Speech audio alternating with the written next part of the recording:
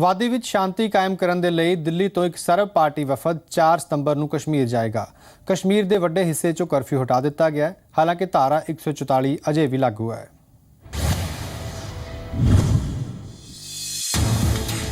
गृह मंत्री राजनाथ सिंह की अगवाई विच जाण वाला वफद कश्मीर च सारियां पक्षां नाल गलबात करेगा। सूबे च अमन अते शांति बनाई रखण दी चर्चा होवेगी। इस दरम्यान सिर्फ नौटा ते महराजगंज नूं छड्ड के 51 दिनों बाद कश्मीर च कर्फ्यू हटा लिया गया। हालांकि हालात ते काबू रखण दे लई इलाके च धारा 144 लाई गई है।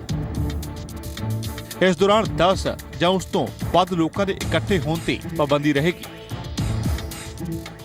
उम्मीद यही की जानी चाहिए कि अमन शांति बरकरार हो, अमन शांति बहाल हो और एक रचनात्मक कदम है और इस कदम का सही हल निकलना चाहिए।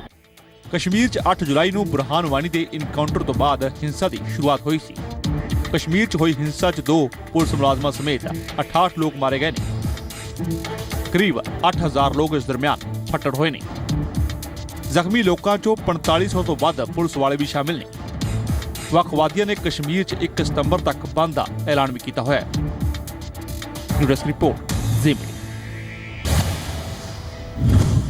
हरियाणा विधान सभा के मॉनसून सैशन के दूजे दिन विधान सभा विच GST बिल सर्बसम्मति नाल पास हो गया। इस तो इलावा इजलास दौरान प्रधानमंत्री फसल बीमा योजना का मुद्दा भी उठा। हरियाणा विधान सभा के मॉनसून इजलास के दूजे दिन सोमवार नूं विधान सभा विच GST विधेयक नूं सर्बसम्मति नाल पास कर दिता गया। सूबे के खजाना मंत्री कैप्टन अभिमन्यु ने GST विधेयक नूं विधान सभा विच पेश किया अते उस तो बाद कांग्रेस अते इनैलो के समर्थन नाल सर्बसम्मति नाल GST बिल पास हो गया। बिल GST का बिल है वो पारित हो गया है और केंद्र के यानी लोकसभा राज्यसभा के दोनों सदनों से बिल पारित होकर के विधानसभा में आया था अनुशंसा के लिए, उसको हमने आज अनुशंसा कर दी है और उस बिल को भी पारित किया। सभा में भी सभी दलों ने मिलकर के GST बिल को पास किया। मैं इसके लिए सभी दलों को धन्यवाद भी करता हूँ और बधाई भी देता हूँ। हरियाणा विधानसभा के इजलास के दूजे दिन प्रधानमंत्री फसल बीमा योजना का भी मुद्दा उठा। मुख्यमंत्री मनोहर लाल के मुताबिक सारे प्रधानमंत्री फसल बीमा योजना नाल खुश ने अते किसानां दे हित विच है। फसल बीमा योजना सब लोगों ने चर्चा में हिस्सा लिया और जितने भी शंकाएं थी वो सबको दूर किया गया और अंतर्गत फसल बीमा योजना जो इस वर्ष लागू हुई है उसको अगले छमाही में भी इसी प्रकार से आगे बढ़ाया जाएगा। मुख्यमंत्री भावें प्रधानमंत्री फसल बीमा योजना की शलाघा कर रहे हों पर विरोधी धिर ने इसका विरोध किया है। फसल बीमा योजना बिल्कुल किसानों के हित की नहीं है, ये किसान विरोधी है। ये कुछ जो है जो एजेंसी हैं इंश्योरेंस कंपनी हैं उनके हित की है। हरियाणा किसान इसका विरोध कर रहा है और हम भी इसका जब हमने हमारी बात नहीं मानेगी तो हमने वॉकआउट किया। अब जनता में इसका विरोध करेंगे। हरियाणा विधानसभा विच मॉनसून इजलास के दूजे दिन GST विधेयक सर्बसम्मति नाल पास हो गया। हालांकि हुण भी प्रधानमंत्री फसल बीमा योजना नूं लैके रेड़का बरकरार है अते इस मुद्दे ते सदन तो लैके सड़क तक विरोधी धिर मोर्चा खोलण दा ऐलान कर रहा है। कुलवीर दीवान, जी मीडिया, चंडीगढ़। पंजाब च सरकार सड़कों का जाल तो विछा रही है पर कुछ थावां ते लापरवाह अफसरां ते ठेकेदारां दी मिली भुगत नाल सरकार नूं नुकसान पहुंचाया जा रहा है। ਇਹ ਫਿਰੋਜ਼ਪੁਰ ਦੀ ਬਾਰਡਰ ਰੋਡ ਦੀ ਤਸਵੀਰ ਹੈ ਜਿੱਥੇ ਲੋਕ ਨਿਰਮਾਣ ਮਹਿਕਮੇ ਵੱਲੋਂ ਮੁਲਤਾਨੀ ਗੇਟ ਤੋਂ ਬਾਰਡਰ ਰੋਡ ਤੱਕ ਸੜਕ ਦੀ ਉਸਾਰੀ ਨੂੰ ਮਨਜ਼ੂਰੀ ਦਿੱਤੀ ਗਈ ਹੈ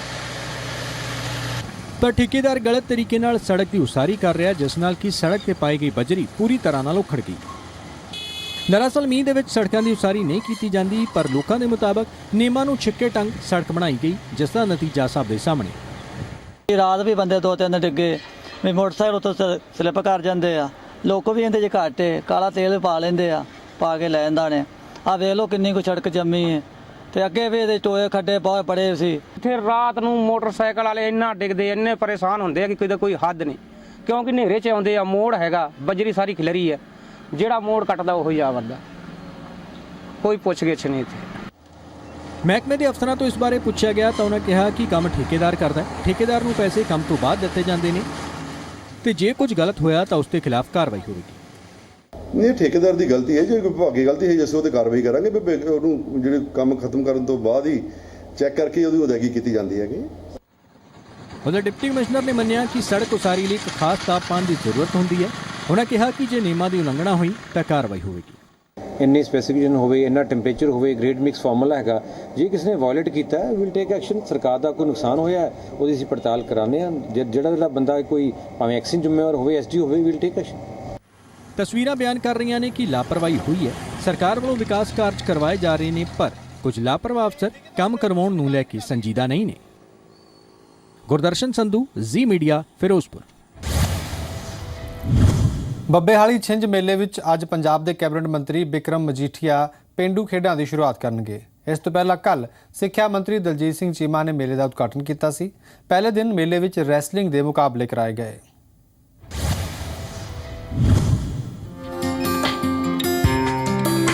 ਗੁਰਦਾਸਪੁਰ ਦੇ ਬੱਬੇਹਾਲੀ ਪਿੰਡ ਵਿੱਚ 300 ਸਾਲ ਪੁਰਾਣੀ ਬੱਬੇਹਾਲੀ ਛਿੰਝ ਦੀ ਸ਼ੁਰੂਆਤ ਕੀਤੀ ਗਈ। ਛਿੰਝ ਵਿੱਚ ਰੈਸਲਿੰਗ ਦੇ ਮੁਕਾਬਲਿਆਂ ਦਾ ਉਦਘਾਟਨ ਸੂਬੇ ਦੇ ਸਿੱਖਿਆ ਮੰਤਰੀ ਦਲਜੀਤ ਸਿੰਘ ਚੀਮਾ ਨੇ ਕੀਤਾ। ਪੰਜਾਬ ਦੇ ਨਾਮੀ ਮੇਲਿਆਂ ਵਿੱਚੋਂ ਇੱਕ ਬੱਬੇਹਾਲੀ ਛਿੰਝ ਵਿੱਚ ਪਹੁੰਚੇ ਸਿੱਖਿਆ ਮੰਤਰੀ ਨੇ ਸਥਾਨਕ ਵਿਧਾਇਕ ਗੁਰਬਚਨ ਸਿੰਘ ਬੱਬੇਹਾਲੀ ਨੂੰ ਵਧਾਈ ਦਿੰਦਿਆਂ ਕਿਹਾ ਕਿ ਉਹਨਾਂ ਨੇ ਖੇਡ ਸੱਭਿਆਚਾਰ ਨੂੰ ਬੜੇ ਵਧੀਆ ਤਰੀਕੇ ਦੇ ਨਾਲ ਸੰਭਾਲ ਕੇ ਰੱਖਿਆ ਹੋਇਆ ਹੈ। ਔਰ ਮੈਨੂੰ ਖੁਸ਼ੀ ਹੈ ਕਿ ਇਸ ਮੇਲੇ ਨੂੰ ਬੱਬੇਹਾਲੀ ਸਾਹਿਬ ਨੇ ਆਪਣੀ ਨਿੱਜੀ ਦਿਲਚਸਪੀ ਲੈ ਕੇ ਅੱਜ ਜਿਹੜੇ ਸਾਡੇ ਪੰਜਾਬ ਦੇ ਵੱਡੇ ਖੇਡ ਮੇਲੇ ਆ ਉਹਦੇ ਵਿੱਚੋਂ ਇੱਕ ਮੇਲਾ ਬਣਾਇਆ ਹੋਇਆ ਹੈ। ਮੇਲੇ ਦੇ ਪ੍ਰਬੰਧਕ ਵਿਧਾਇਕ ਗੁਰਬਚਨ ਸਿੰਘ ਬੱਬੇਹਾਲੀ ਨੇ ਦੱਸਿਆ ਕਿ ਦਿਨ ਵੇਲੇ ਖੇਡ ਮੁਕਾਬਲਿਆਂ ਤੋਂ ਬਾਅਦ ਸ਼ਾਮ ਨੂੰ ਸੱਭਿਆਚਾਰਕ ਪ੍ਰੋਗਰਾਮ ਵੀ ਕਰਵਾਏ ਜਾਂਦੇ ਨੇ। 3 ਦਿਨਾਂ ਤੱਕ ਚੱਲਣ ਵਾਲੇ ਇਸ ਮੇਲੇ ਵਿੱਚ ਰੈਸਲਿੰਗ ਤੋਂ ਇਲਾਵਾ ਪੇਂਡੂ ਖੇਡਾਂ ਵੀ ਕਰਵਾਈਆਂ ਜਾਂਦੀਆਂ ਨੇ,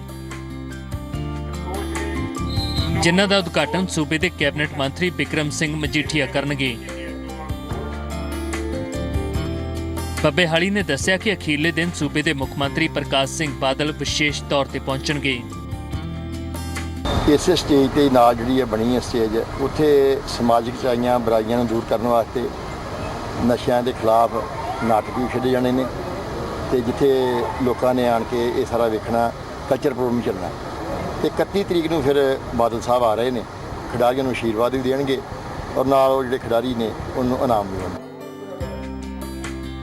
ਮੇਲੇ ਵਿੱਚ ਪਹੁੰਚੇ ਡਾਕਟਰ ਚੀਮਾ ਨੇ ਇਸ ਦੌਰਾਨ ਬੱਬੇਹਾਲੀ ਵਿੱਚ ਬਣੇ ਸਕਿੱਲ ਡਿਵੈਲਪਮੈਂਟ ਸੈਂਟਰ ਦਾ ਨੀਂਹ ਪੱਥਰ ਰੱਖਿਆ। ਉਧਰ ਵਿਧਾਇਕ ਬੱਬੇਹਾਲੀ ਨੇ ਦੱਸਿਆ ਕਿ ਮੇਲੇ ਦੇ ਅਖੀਰਲੇ ਦਿਨ ਮੁੱਖ ਮੰਤਰੀ ਪ੍ਰਕਾਸ਼ ਸਿੰਘ ਬਾਦਲ ਛਿੰਝ ਵਿੱਚ ਸ਼ਾਮਲ ਹੋਣ ਤੋਂ ਬਾਅਦ ਇਲਾਕੇ ਵਿੱਚ ਬਣੇ ਮੈਰੀਟੋਰੀਅਸ ਸਕੂਲ ਅਤੇ ਹਸਪਤਾਲ ਦਾ ਉਦਘਾਟਨ ਵੀ ਕਰਨਗੇ।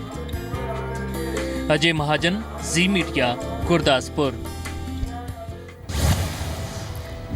ਤੇ ਹੁਣ ਯੋਗੇਸ਼ਵਰ ਦੱਤ ਦੇ ਫੈਨਸ ਲਈ ਇੱਕ ਚੰਗੀ ਖਬਰ ਹੈ। ਪੀਟੀਆਈ ਦੇ ਹਵਾਲੇ ਤੋਂ ਖਬਰ ਹੈ ਕਿ ਰੈਸਲਰ ਯੋਗੇਸ਼ਵਰ ਦੱਤ ਦਾ 2012 ਚ ਪਾਇਆ ਗਿਆ 올림픽 ਦਾ ਬ੍ਰੌਂਜ਼ ਮੈਡਲ ਹੁਣ ਸਿਲਵਰ ਵਿੱਚ ਬਦਲ ਸਕਦਾ ਹੈ। ਯੋਗੇਸ਼ਵਰ ਦੱਤ ਨੂੰ ਹਰਾਉਣ ਵਾਲਾ ਰੂਸੀ ਪਹਿਲਵਾਨ ਡੋਪਿੰਗ ਵਿੱਚ ਦੋਸ਼ੀ ਪਾਇਆ ਗਿਆ, ਜਿਸ ਦੇ ਚੱਲਦਿਆਂ ਇਹ ਫੈਸਲਾ ਲਿਆ ਜਾ ਸਕਦਾ ਹੈ। ਇਸ ਤਰ੍ਹਾਂ ਦੇ ਸੰਕੇਤ ਮਿਲਣ ਤੇ ਯੋਗੇਸ਼ਵਰ ਦੇ ਫੈਨਸ ਖਾਸੇ ਖੁਸ਼ ਨਜ਼ਰ ਆ ਰਹੇ ਨੇ। ਨਾਲ ਹੀ ਯੋਗੇਸ਼ਵਰ ਦੀ ਮਾਤਾ ਸੁਸ਼ੀਲਾ ਦੇਵੀ ਇਸ ਨੂੰ ਯੋਗੇਸ਼ਵਰ ਦੀ ਮਿਹਨਤ ਦਾ ਫਲ ਕਰਾਰ ਦੇ ਰਹੇ ਨੇ।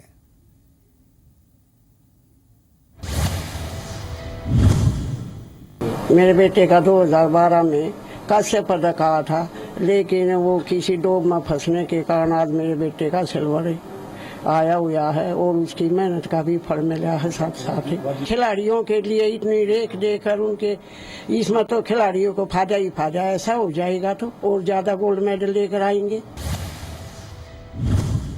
ਇਸ ਦੇ ਮੌਕੇ ਤੇ ਰਾਸ਼ਟਰਪਤੀ ਪ੍ਰਣਬ ਮੁਖਰਜੀ ਨੇ ਖਿਡਾਰੀਆਂ ਨੂੰ ਕੱਲ ਖੇਡ ਪੁਰਸਕਾਰਾਂ ਨਾਲ ਸਨਮਾਨਿਤ ਕੀਤਾ। 25 ਸਾਲਾਂ ਬਾਅਦ ਇਹ ਪਹਿਲਾ ਮੌਕਾ ਸੀ ਜਦੋਂ ਇਕੱਠੇ 4 ਖਿਡਾਰੀਆਂ ਨੂੰ ਖੇਡ ਦੇ ਸਭ ਤੋਂ ਵੱਡੇ ਪੁਰਸਕਾਰ ਨਾਲ ਸਨਮਾਨਿਤ ਕੀਤਾ ਗਿਆ। सुश्री पीवी सिंधु को बैडमिंटन में उनकी उत्कृष्ट उपलब्धियों को मान्यता प्रदान करते हुए वर्ष 2000 ਰੀਓ 올림픽 'ਚ ਸਿਲਵਰ ਮੈਡਲ ਜਿੱਤਣ ਵਾਲੀ ਬੈਡਮਿੰਟਨ ਖਿਡਾਰੀ ਪੀਵੀ ਸਿੰਧੂ ਅਤੇ ਬ੍ਰੌਂਜ਼ ਮੈਡਲ ਜਿੱਤਣ ਵਾਲੀ ਰੈਸਲਰ ਸਾਕਸ਼ੀ ਮਲਿਕ ਨੂੰ ਖੇਡ ਰਤਨ ਦਿੱਤਾ ਗਿਆ। सुश्री दीपा कर्माकर 올림픽 'ਚ ਸ਼ਾਨਦਾਰ ਖੇਡ ਦਿਖਾਉਣ ਵਾਲੀ ਜਿਮਨਾਸਟ ਦੀਪਾ ਕਰਮਾਕਰ ਅਤੇ ਸ਼ੂਟਰ ਜੀਤੂ ਰਾਏ ਨੂੰ ਵੀ ਖੇਡ ਰਤਨ ਦਿੱਤਾ ਗਿਆ। श्री जीतू राय निशानेबाजी। 25 ਸਾਲ ਤੋਂ ਪਹਿਲੀ ਵਾਰ ਅਜਿਹਾ ਮੌਕਾ ਜਦੋਂ ਇਕੱਠਿਆਂ 4 ਖਿਡਾਰੀਆਂ ਨੂੰ ਖੇਡ ਦੇ ਸਭ ਤੋਂ ਵੱਡੇ ਸਨਮਾਨ ਨਾਲ ਨਿਵਾਜਿਆ ਗਿਆ। 2014 में राष्ट्रमंडल खेलों में बहुत अच्छा था उसका एक्सपीरियंस। उन्होंने बहुत मोटिवेशन किया हमें और मुझे लगता है इसमें हम जो स्पोर्ट्स पर्सन है आगे और हमारा अच्छा होगा। बहुत ही खुश हूँ और मैं बहुत ही गर्व करता हूँ कि मुझे आज इतना बड़ा अवार्ड से मुझे सम्मानित किया जा रहा है और मैं बहुत थैंक यू बोलना चाहता हूँ जिसने मुझे सपोर्ट किया है। श्री राजकुमार शर्मा। ਵਿਰਾਟ ਕੋਹਲੀ ਦੇ ਕੋਚ ਰਾਜਕੁਮਾਰ ਸ਼ਰਮਾ ਸਮੇਤ 6 ਕੋਚਾਂ ਨੂੰ ਦਰੋਣਾਚਾਰੀਆ ਅਵਾਰਡ ਦਿੱਤਾ ਗਿਆ। ਕ੍ਰਿਕਟਰ ਅਜਿੰਕਿਆ ਰਹਾਣੇ, ਹਾਕੀ ਖਿਡਾਰੀ ਰਾਣੀ ਰਾਮਪਾਲ ਅਤੇ ਸ਼ੂਟਰ ਗੁਰਪ੍ਰੀਤ ਸਿੰਘ ਸਮੇਤ ਖਿਡਾਰੀ ਸੁਬ੍ਰਤਪਾਲ ਸਮੇਤ 15 ਖਿਡਾਰੀਆਂ ਨੂੰ ਅਰਜੁਨ ਪੁਰਸਕਾਰ ਦਿੱਤਾ ਗਿਆ। ਰਾਣੀ ਰਾਮਪਾਲ ਨੇ ਕਿਹਾ ਕਿ ਜੇਕਰ ਓਲੰਪਿਕ 'ਚ ਮੈਡਲ ਜਿੱਤਣੇ ਨੇ ਤਾਂ ਖਿਡਾਰੀਆਂ ਨੂੰ ਜਿੱਤਣ ਤੋਂ ਬਾਅਦ ਦੀ ਥਾਂ ਪਹਿਲਾਂ ਤਿਆਰੀ ਲਈ ਪੈਸਾ ਖਰਚਣਾ ਹੋਵੇਗਾ। ਉਧਰ ਸ਼ੂਟਰ ਗੁਰਪ੍ਰੀਤ ਸਿੰਘ ਨੇ ਕਿਹਾ ਕਿ ਪ੍ਰਧਾਨ ਮੰਤਰੀ ਨਰਿੰਦਰ ਮੋਦੀ ਵੱਲੋਂ ਜਿਸ ਤਰ੍ਹਾਂ ਨਾਲ ਅਗਲੇ 3 ਓਲੰਪਿਕ ਦੀ ਤਿਆਰੀ ਲਈ ਹੁਣ ਤੋਂ ਹੀ ਇੱਕ ਕਮੇਟੀ ਦਾ ਗਠਨ ਕੀਤਾ ਗਿਆ ਉਸ ਨਾਲ ਫਾਇਦਾ ਜ਼ਰੂਰ ਹੋਵੇਗਾ। जैसे है कि मेडल आने के बाद प्लेयर्स को इतना पैसा सब कुछ नेम फेम सब कुछ मिलता है। मेरा मानना ऐसा है कि वो सब चीज़ें ग्रास रूट पे होनी चाहिए कि वो सब पैसा जो वो हमें मेडल आने के बाद नहीं, मेडल आने कैसे हैं उसके लिए स्पेंड करना चाहिए। अभी यही बोला है कि हम लोग नेक्स्ट 3 ओलंपिक्स की तैयारी अभी से स्टार्ट करेंगे, तो ये बहुत ही अच्छा इनिशिएटिव है ताकि अभी बाकी जो भी लोग हैं, अभी यूएस का मैं देख रहा था उस पर ऑनलाइन उन्होंने मतलब कि अभी 5 ओलंपिक्स की जो 5 अब आज से 5th ओलंपिक होना है उसकी टीम वो लोग उन बच्चों को तैयारी करवा रहे थे, तो हमें भी करना ही पड़ेगा अगर हमें मेडल लेने हैं। सुश्री रानी। 3 खिडारियों ਨੂੰ ਧਿਆਨਚੰਦ ਅਵਾਰਡ ਨਾਲ ਸਨਮਾਨਿਤ ਕੀਤਾ ਗਿਆ। ਪੀਵੀ ਸਿੰਧੂ ਓਲੰਪਿਕ 'ਚ 92 ਸਾਲ 'ਚ ਸਿਲਵਰ ਮੈਡਲ ਜਿੱਤਣ ਵਾਲੀ ਪਹਿਲੀ ਮਹਿਲਾ ਭਾਰਤੀ ਖਿਡਾਰੀ ਹੈ। ਸਾਖੀ ਨੇ ਰਿਓ ਓਲੰਪਿਕ ਫ੍ਰੀ ਸਟਾਈਲ ਰੈਸਲਿੰਗ 'ਚ 58 kg ਕੈਟੇਗਰੀ 'ਚ ਬ੍ਰੌਂਜ਼ ਮੈਡਲ ਜਿੱਤਿਆ ਸੀ। FIH ਜੂਨੀਅਰ ਵਿਸ਼ਵ ਕੱਪ हॉकी दीपा ओलंपिक के फाइनल 'ਚ पहुंचने वाली पहली भारतीय महिला खिडारी है। सुश्री रॉनी को हॉकी वो में फाइनल 'ਚ उनकी चौथे नंबर उत्कृष्ट पे रही उपलब्धियों को मान्यता प्रदान करते हुए वर्ष ब्यूरो रिपोर्ट, 2016 जी के लिए अर्जुन पुरस्कार। ਭਾਰਤ ਇਸ ਵਾਰ ਓਲੰਪਿਕਸ ਵਿੱਚ ਉਮੀਦਾਂ ਦੇ ਮੁਤਾਬਕ ਪ੍ਰਦਰਸ਼ਨ ਨਹੀਂ ਕਰ ਸਕਿਆ, ਜਿਸ ਤੋਂ ਬਾਅਦ ਭਾਰਤ ਦੀ ਕਾਫੀ ਕਿਰਕਿਰੀ ਹੋਈ। ਹਾਲਾਂਕਿ ਹੁਣ ਪੀਐਮ ਮੋਦੀ ਨੇ ਅਗਲੇ 3 ਓਲੰਪਿਕਸ ਦੇ ਲਈ ਇੱਕ ਟਾਸਕ ਫੋਰਸ ਬਣਾਉਣ ਦਾ ਐਲਾਨ ਕੀਤਾ ਹੈ।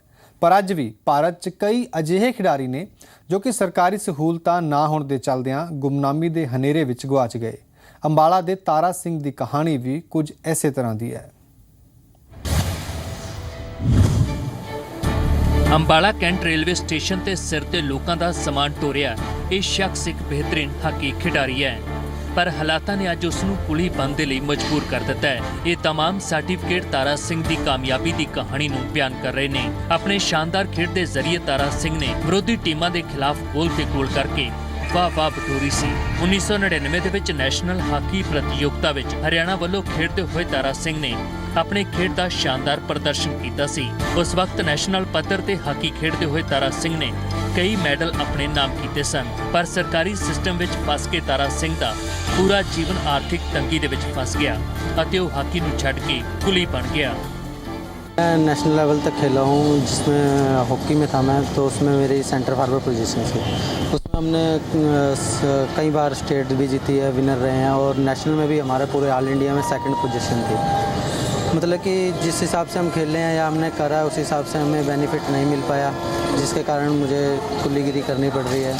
लेकिन ये है, चलो जो भी है काम मिल रहा है, लेकिन हम फिर भी सरकार से उम्मीद रखते हैं कि कुछ हमें हमारे बारे में सोचा जाए, जाकि हम यहाँ लोगों का वजन उठा रहे हैं उससे हमें कुछ अलग से मिले।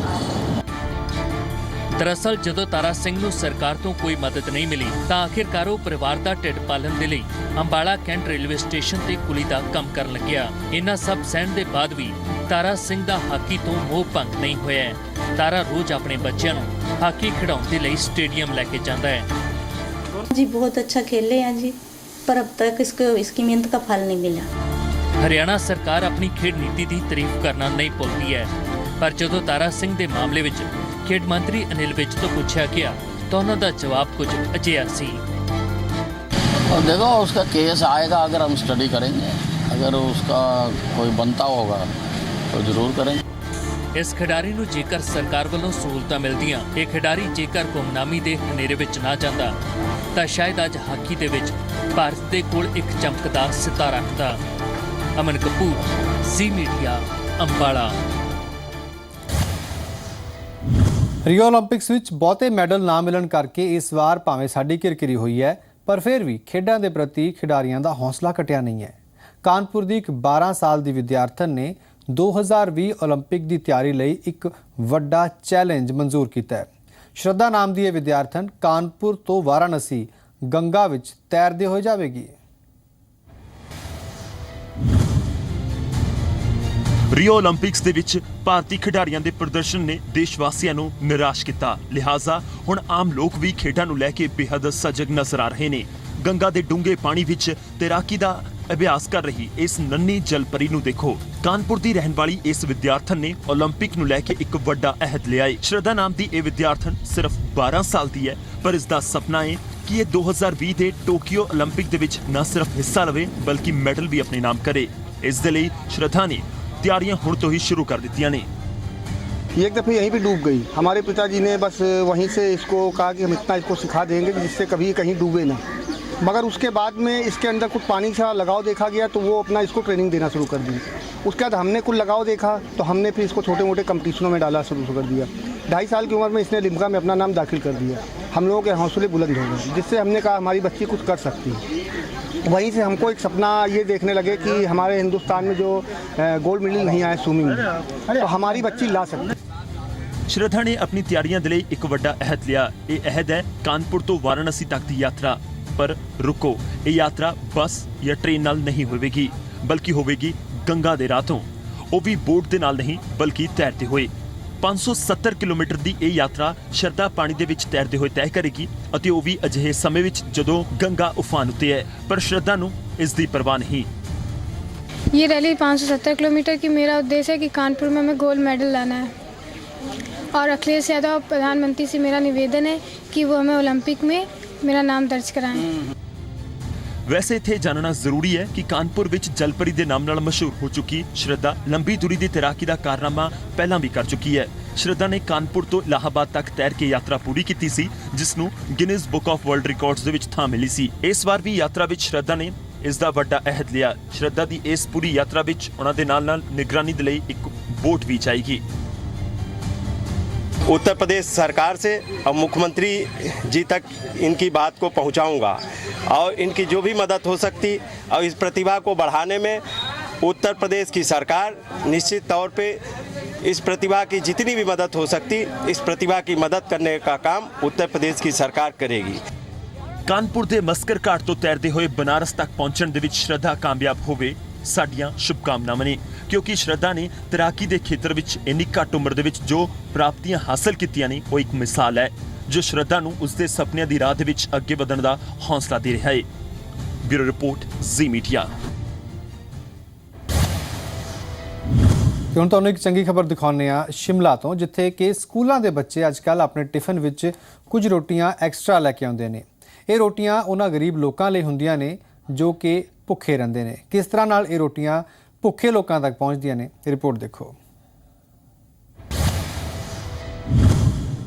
मैं रोटी लेके आती हूँ हमेशा, और जो कैंसर हॉस्पिटल के जो पेशेंट्स हैं सिर्फ उनके लिए ही, क्योंकि जो पुअर लोग होते हैं उनके लिए कोई चपाती नहीं, उनके पास कुछ नहीं होता है, इसलिए हम उनके लिए चपाती बना के हमेशा देते हैं। इस सोच दे नाल जेकर हर कोई चीन लगे तो अज दुनिया दे विच कोई भी भुखा ना रहे। जिंदगी दा क ख सिख रहे इन्हां बच्चियां ने एक शानदार मिसाल पेश की है। ये बच्चे घर तो अपने लंच विच 1-2 रोटियां एक्सट्रा लैके आउंदे ने ताकि ये रोटियां उन्हां लोकां नूं दित्तियां जा सकन जो गरीबी दे चलदे भुखे रहिंदे ने। दरअसल शिमला विच एक समाजिक संस्था अलमाइटी ब्लैसिंग रोजाना गरीब मरीजां अते उन्हां दे तमीरदारां दे लई लंगर दा प्रबंध करदी है ਅਤੇ ਇਸ ਨੇਕ ਕੰਮ ਵਿੱਚ ਸਭ ਤੋਂ ਵੱਡਾ ਯੋਗਦਾਨ शिमला ਦੇ ਸਕੂਲਾਂ ਵਿੱਚ ਪੜ੍ਹ ਰਹੇ ਇਨ੍ਹਾਂ ਬੱਚਿਆਂ ਦਾ ਹੁੰਦਾ ਹੈ। हर मंडे और थर्सडे को उनके लिए चपातीज भेजते हैं और हमें बहुत अच्छा लगता है उनके लिए कुछ भी कंट्रीब्यूट करते हुए। तो अगर शिमला के हर घर से लोग अपने घर से भेजेंगे कुछ खाने के लिए तो नॉर्मल सी बात है कि सबके पास कुछ ना कुछ खाने के लिए होगा और वो खाली पेट सोने नहीं जाएंगे। ਇਹ ਛੋਟੀਆਂ-ਛੋਟੀਆਂ ਬੱਚੀਆਂ ਆਪਣੇ ਟਿਫਨ ਦੇ ਵਿੱਚ ਰੋਜ਼ਾਨਾ ਉਹਨਾਂ ਲੋਕਾਂ ਦੇ ਲਈ ਵਾਧੂ ਰੋਟੀ ਲਿਆਉਣਾ ਨਹੀਂ ਭੁੱਲਦੀਆਂ ਨੇ ਜੋ ਭੁੱਖੇ ਨੇ, ਗਰੀਬ ਨੇ, ਮਜਬੂਰ ਨੇ। ਇਹ ਰੋਟੀਆਂ ਸ਼ਿਮਲਾ ਦੀ ਸਮਾਜਿਕ ਸੰਸਥਾ ਅਲਮਾਈਟੀ ਬਲੈਸਿੰਗ ਨੂੰ ਦਿੱਤੀਆਂ ਜਾਂਦੀਆਂ ਨੇ ਅਤੇ ਉਸ ਤੋਂ ਬਾਅਦ ਇਹ ਸਮਾਜਿਕ ਸੰਸਥਾ ਸ਼ਿਮਲਾ ਦੇ IGMC ਹਸਪਤਾਲ ਅਤੇ ਕਮਲਾ ਨਹਿਰੂ ਹਸਪਤਾਲ ਦੇ ਮਰੀਜ਼ਾਂ ਅਤੇ ਉਹਨਾਂ ਦੇ ਤਮੀਰਦਾਰਾਂ ਦੇ ਲਈ ਲੰਗਰ ਦਾ ਪ੍ਰਬੰਧ ਕਰਦੀ ਹੈ। कोई बच्चे लोग एक से ज़्यादा 3-4 भी रोटियां लाते हैं, तो हमको लग रहा है अभी वो पेरेंट्स लोग भी थोड़ा टच हुआ है बच्चों के इसके बारे में। क्यों बहुत बच्चे 2 या 3 रोटियां लाते हैं, तो इसलिए हमको पेरेंट्स लोग को भी बोलना, धन्यवाद करना है उन लोग के लिए। क्यों उन लोग में भी थोड़ा अवेयरनेस हुआ कि और बहुत कई लोग हैं जो बहुत गरीब है, हम लोग थोड़ा ऐसा हेल्प करने से बहुत लोग को मदद हो जाएगा। एक रोटी से बहुत हेल्प हो जाता है। शिमला ਦੇ ਸਰਕਾਰੀ ਕੰਨਿਆ ਸਕੂਲ ਦੀਆਂ ਵਿਦਿਆਰਥਣਾਂ ਹਫ਼ਤੇ ਵਿੱਚ ਇਹਨਾਂ ਗਰੀਬ ਲੋਕਾਂ ਦੇ ਲਈ 2 ਦਿਨ ਦਾਲ ਚੌਲ ਵੀ ਲਿਆਉਂਦੀਆਂ ਨੇ। ਸੰਸਥਾ ਦੇ ਮੈਂਬਰ ਅਲੱਗ-ਅਲੱਗ ਦਿਨਾਂ ਵਿੱਚ ਸ਼ਿਮਲਾ ਦੇ ਇਹਨਾਂ ਸਕੂਲਾਂ ਵਿੱਚ ਜਾ ਕੇ ਖਾਣਾ ਇਕੱਠਾ ਕਰਦੇ ਨੇ ਅਤੇ ਉਸ ਤੋਂ ਬਾਅਦ ਹਸਪਤਾਲ ਦੇ ਬਾਹਰ ਲੰਗਰ ਲਾਉਂਦੇ ਨੇ। ਅਲਮਾਈਟੀ ਬਲੈਸਿੰਗ ਸੰਸਥਾ ਦੇ ਪ੍ਰਬੰਧਕ ਸਰਬਜੀਤ ਸਿੰਘ ਬੌਬੀ ਦਾ ਕਹਿਣਾ ਹੈ ਕਿ ਆਉਣ ਵਾਲੇ ਦਿਨਾਂ ਵਿੱਚ ਰੋਜ਼ਾਨਾ ਘੱਟੋ-ਘੱਟ 1 ਲੱਖ ਰੋਟੀਆਂ ਜਮ੍ਹਾਂ ਕਰਨਾ ਉਹਨਾਂ ਦਾ ਟੀਚਾ ਹੈ, ताकि हिमाचल दे विच कोई भी भुखा ना रहे। ऐसे ही लगभग 7 स्कूल और एक कॉलेज मुझे हर हफ्ते रोटियां दे रहा है। हर स्कूल का एक बच्चा अपने साथ एक रोटी कैंसर अस्पताल के लंगर के लिए जाता है। जैसे कि शिमला में 60 से ज़्यादा स्कूल हैं, अगर मैं उन सबको इकट्ठा करूं तो मुझे लगता है आने वाले समय में हिमाचल में कोई भी पेशेंट या उसका अटेंडेंट भूखा नहीं सोएगा। हमें नहीं मालूम उसका इलाज कैसा होता है। शिमला के 15,000 बच्चों ने मुझे 20,000 रोटियां देनी शुरू कर दी हैं। ਇਹ ਨੇਕ ਕੰਮ ਇਹਨਾਂ ਬੱਚਿਆਂ ਦੇ ਬਿਨਾਂ ਅਧੂਰਾ ਹੈ ਅਤੇ ਹੁਣ ਤਾਂ ਇਹਨਾਂ ਬੱਚਿਆਂ ਦੀ ਜ਼ਿੰਦਗੀ ਦਾ ਅਹਿਮ ਹਿੱਸਾ ਬਣ ਗਿਆ ਹੈ। ਇਹ ਆਪਣੀ ਤਰ੍ਹਾਂ ਦੀ ਇੱਕ ਨਵੀਂ ਸੋਚ ਹੈ, ਇੱਕ ਨਵੀਂ ਮੁਹਿੰਮ ਹੈ। ਸੰਸਥਾ ਦੇ ਸਾਰੇ ਮੈਂਬਰਾਂ ਨੇ ਹੁਣ ਆਮ ਲੋਕਾਂ ਨੂੰ ਵੀ ਅਪੀਲ ਕੀਤੀ ਹੈ ਕਿ ਉਹ ਇਸ ਨੇਕ ਕੰਮ ਦਾ ਹਿੱਸਾ ਬਣਨ ਤਾਂ ਕਿ ਕੋਈ ਵੀ ਭੁੱਖਾ ਨਾ ਰਹੇ। ਮੋਹਿਤ ਪ੍ਰੇਮ ਸ਼ਰਮਾ, ਜ਼ੀ ਮੀਡੀਆ, शिमला। ਤੇ ਹੁਣ ਕਹਾਣੀ ਇੱਕ ਨੌਜਵਾਨ ਦੇ ਹੌਸਲੇ ਦੀ, ਜਿਸ ਨੇ ਮਹਿਜ਼ 18 ਸਾਲ ਦੀ ਉਮਰ ਵਿੱਚ ਕਰ ਲਈ ਹੈ ਪੂਰੀ ਦੁਨੀਆ ਦੀ ਸੈਰ, ਉਹ ਵੀ ਇਕੱਲਿਆਂ। ਜਾਂਦੇ ਜਾਂਦੇ ਤੁਸੀਂ ਦੇਖੋ Guinness book of world record 'ਚ ਦਰਜ ਹੋਈ ਇੱਕ ਖਾਸ ਰਿਪੋਰਟ, ਤੇ ਮੈਨੂੰ ਇਜਾਜ਼ਤ ਦਿਓ। ਧੰਨਵਾਦ।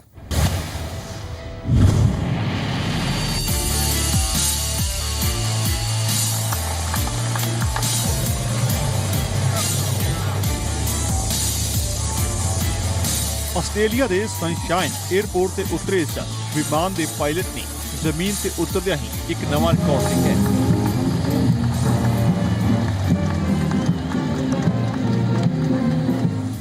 ਵਿਮਾਨ ਤੋਂ ਉਤਰਦਾ ਹੈ ਸਮਾਰਟ ਨੌਜਵਾਨ ਲਾਕਲਾਈਨ ਸਮਾਰਟ। ਲਾਕਲਾਈਨ ਦੀ ਉਮਰ ਹੈ ਮਹਿਜ 18 ਸਾਲ, ਪਰ ਇੰਨੀ ਹੀ ਉਮਰ 'ਚ ਉਸਨੇ ਰਚ ਦਿੱਤਾ ਹੈ ਨਵਾਂ ਇਤਿਹਾਸ। ਆਪਣੇ ਸ਼ਹਿਰ ਸਨਸ਼ਾਈਨ ਤੋਂ ਜਹਾਜ਼ ਨੂੰ ਲੈਂਡ ਕਰਾਉਂਦਿਆਂ ਲਾਕਲਾਈਨ ਦੇ ਨਾਮ ਇੱਕ ਰਿਕਾਰਡ ਦਰਜ ਹੋ ਗਿਆ, ਉਹ ਵੀ ਗਿਨੀਜ਼ ਬੁੱਕ ਵਿੱਚ। ਉਹ ਸਭ ਤੋਂ ਘੱਟ ਉਮਰ ਤੇ ਪੂਰੀ ਦੁਨੀਆ ਦਾ ਜਹਾਜ਼ ਰਾਹੀਂ ਚੱਕਰ ਲਗਾਉਣ ਵਾਲੇ ਸਭ ਤੋਂ ਛੋਟੀ ਉਮਰ ਦੇ ਆਦਮੀ ਬਣ ਗਏ ਨੇ। ਪਰ ਲਾਕਲਾਈਨ ਨੂੰ ਸਭ ਤੋਂ ਵੱਧ ਖੁਸ਼ੀ ਇਸ ਗੱਲ ਦੀ ਹੈ ਕਿ ਉਹ ਮਹੀਨਿਆਂ ਬਾਅਦ ਆਪਣੇ ਘਰ ਪਰਤੇ ਨੇ।